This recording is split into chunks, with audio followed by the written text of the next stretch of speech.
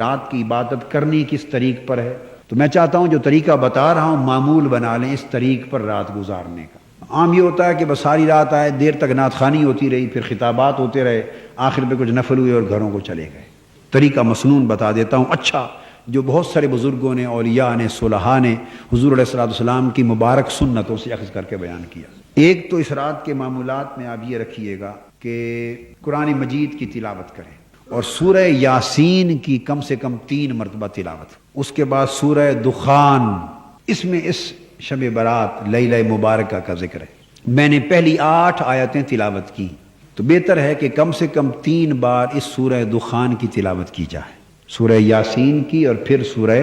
دخان کی 3 بار تلاوت کی جائے۔ اور بزرگوں میں سے بعضوں نے یہ بھی فرمایا کہ اگر پوری سورت کوئی تلاوت نہ کر سکے تو اس کی یہ پہلی 8 آیتیں کم سے کم 30 بار ان کی تلاوت کی جائے۔ اس کے بعد تیسرا کم سے کم 100 بار، اور اگر کچھ لوگوں کے پاس الگ معمول ہو تو زیادہ 1000 بار بھی کر سکتے ہیں۔ دعائے حضرت یونس علیہ السلام اس رات کے لیے بڑی مجرب ہے، لا الہ الا انت سبحانک انی کنت من الظالمین، لا الہ الا انت سبحانک انی کنت من الظالمین۔ ایک تسبیح تو کم سے کم اس کی رکھ لیں، اگر کوئی زیادہ بھی پڑھنے کی فرصت ملے تو برکت ہے۔ اسی طرح ایک تسبیح استغفار کی، استغفر اللہ العظیم الذی لا الہ الا هو الحی القیوم واتوب الیہ، اور ایک تسبیح کم سے کم درود پاک کی۔ درود پاک مختصر، اللہم صلی علی سیدنا و مولانا محمد وعلی آلہ وصحبہ وبارک وسلم، یہ درود پاک کی تسبیح ایک پڑھ لیں۔ اور اس کے بعد اس رات ضرور کرائیں صلاۃ التسبیح، جیسے لیلۃ القدر میں ہم 27ویں کی رات کراتے ہیں، تو یہاں پھر پہلے ان اوراد اور وظائف کا وقت ملے، پھر صلاۃ التسبیح ہو۔ صلاۃ التسبیح کے ساتھ کچھ وقت مزید نوافل کا الگ بھی دے دیا جائے۔ 4 نفل تو صلاۃ التسبیح میں ہو جائیں گے، باقی 8 نفل اور پڑھ لیں، چلو قیام اللیل کے ضمن میں بھی شامل ہو جائیں، جیسے تہجد کے لیے قیام اللیل کے لیے 8 نوافل سنت ہے تو وہ بھی موقع الگ دے دیں، تو کم سے کم 8 نوافل اور پڑھ لیے جائیں قیام اللیل کی نیت سے، جو تہجد کی نماز کا بدل بنے۔ جو پچھلی رات تھوڑی دیر سو کر اٹھ کے پڑھ سکیں تو 8 نفل اس وقت پڑھ لیں، اور جو ساری رات جاگیں تو وہ رات میں نصف شب بھی پڑھ لیں، اور اس کے بعد پھر حلقہ ذکر کریں کچھ دیر، حضور علیہ السلام کی نعت شریف کی محفل بھی کریں اور آخر پہ حلقہ ذکر کریں۔ نوافل کے بعد نعت شریف کی محفل کریں اور حلقہ ذکر کریں، تاکہ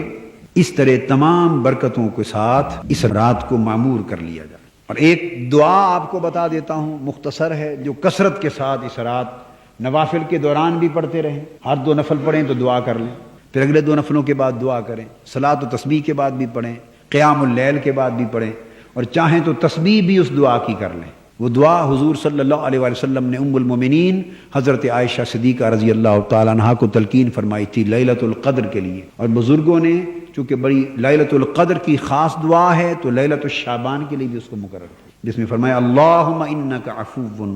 کریم تحب العفو فاعف عنی۔ مختصر تو اس طرح بھی پڑھ سکتے ہیں اللہم انک عفو، یہ حدیث پاک سے ثابت ہے، حضور علیہ السلام کی تلقین فرمائی گئی دعا ہے، کہیے اللہم انک عفو تحب العفو فاعف عنی فاعف عنی فاعف عنی، بس ایک ہی بار کہنا ہے اللہم انک عفو تحب العفو فاعف عنی۔ اور جو احباب پوری یاد کر سکیں بے شک لکھ لیں، تو وہ اس کے بعد یہ بھی کہہ سکتے ہیں فاعف عنی کے بعد اللہم انی اسألک العفو والعافیہ والمعافاة الدائمہ فی الدین والدنیا والآخرہ، یہ پوری دعا کر لیں۔ تو یہ لیلۃ القدر اور لیلۃ الشعبان، لیلۃ نصف شعبان کے لیے معروف دعائیں ہیں۔